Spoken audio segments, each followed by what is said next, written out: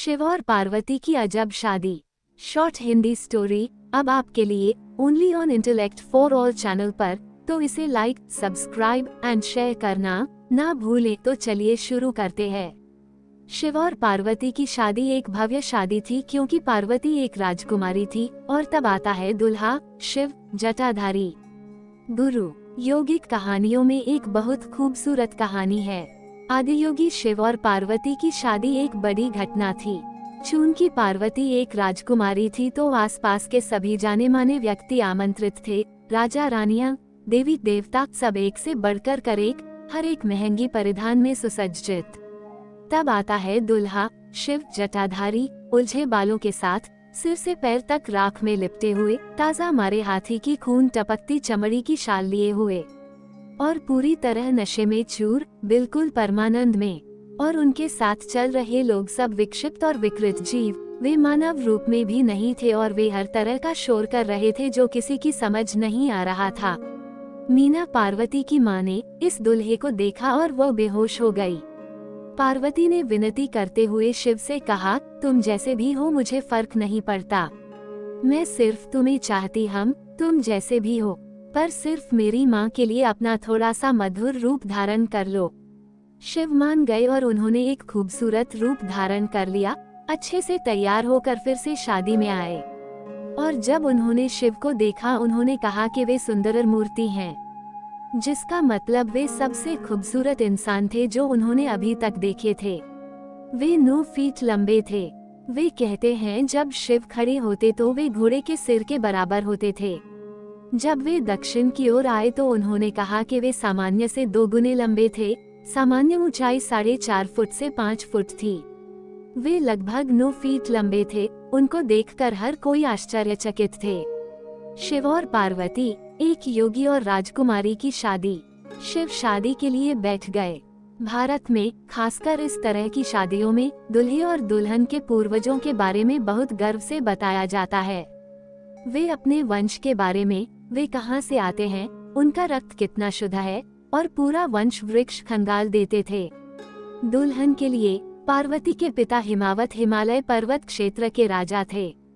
दुल्हन की वंशावली के बारे में काफी महान चीजें कही गई। अब उन्होंने पूछा दुल्हे के बारे में बताया जाए।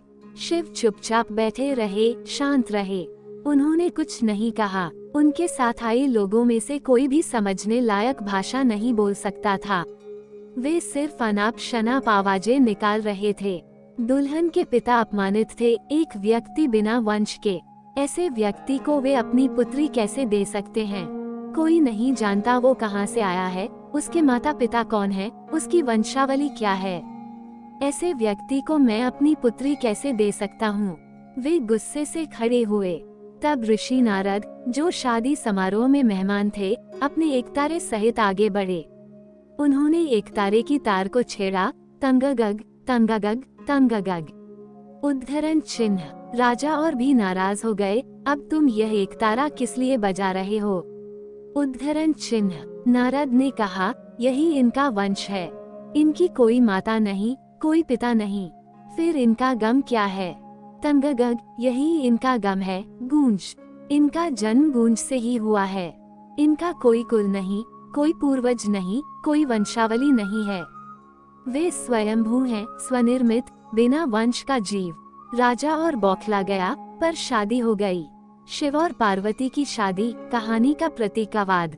ये कहानी हमें याद दिलाती है कि जब हम आदियोगी की बात करते हैं, हम किसी सज्जन, सुलझे हुए व्यक्ति की बात नहीं कर रहे, पर एक मौलिक रूप, जो जीवन के साथ संपूर्ण रूप से एक है, की बात कर रहे हैं। वे शुद्ध चेतना, पूरी तरह अभिमान रहित, किसी भी चीज को कभी ना दोहराने वाला, सहज, निर्माण कुशल, निरंतर रचनात्मक। वे बस जीवन हैं। यह आध्यात्मिक क्रिया की मूलभूत जरूरत है। अगर आप यहाँ यादों, विचारों और आस्थों की गठरी, यानी एक मेमोरी स्टिक, जो आपने बाहर से एकत्र की है, तब आप मनोवैज्ञानिक क्रिया के पूरी तरह गुलाम बन चुके हैं। परंतु अगर आप यहाँ जीवन के रूप में बैठते हैं तो आप अस्तित्व संबंधी क्रिया का एक हिस्सा होंगे। अगर आप चाहते हैं तो आप पूरे ब्रह्मांड को पा सकते हैं। जीवन ने हर चीज आपके लिए खुली रखी है।